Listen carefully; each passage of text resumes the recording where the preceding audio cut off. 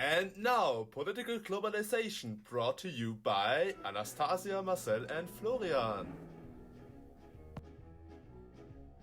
Globalization is the spread of products, technology, information, jobs, and culture across national borders. It describes the independence of nations around the globe through free trade. One of the most important organizations are the United Nations. The United Nations take a big part in political events. They especially try to create world peace and avoid any kind of war. They try to help people who live under hard circumstances. They are searching for non-aggressive solutions to make lives for the people living there easier. The global aspect about it all is that the UN serves around the whole world and has people to help everywhere.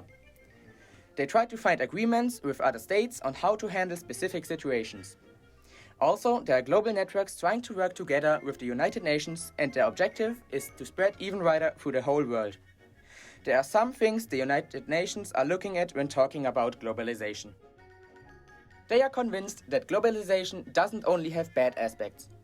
It's, for example, a powerful force for poverty reduction. Because of globalization, many countries could improve their welfare and educational system.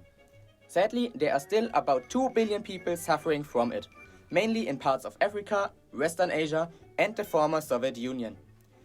In these countries, people lose their jobs, have really bad income, education, and healthcare. The income gap is widening everywhere.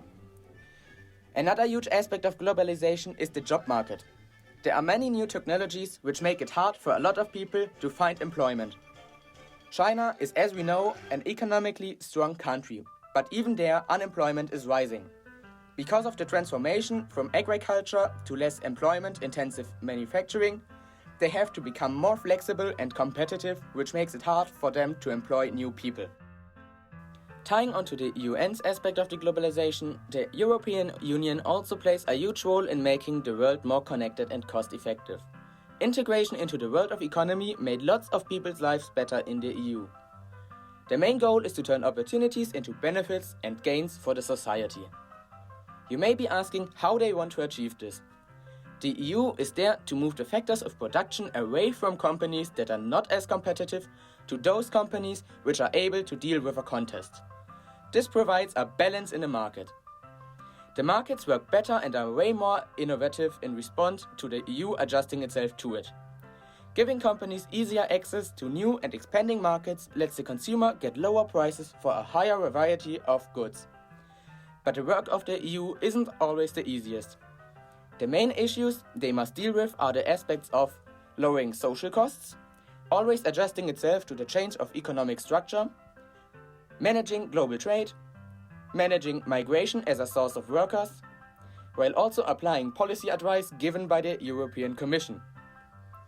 While the work seems to bring many benefits and opportunities, many people still are afraid and have concerns. A more wide and open market could lead to job losses and pressure from low-wage workers from India, China, and other countries. Also, the fear of personal information being sold on the markets has increased a lot in the past years, which leads to the question what can and cannot be traded.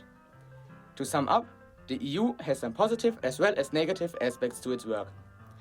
While increasing trade and financial flows between countries, lowering transport costs, and making policy less strict in the world, they also have the downside of increasing the competition in traded goods and services and bring a lot of fear to the people and their private lives.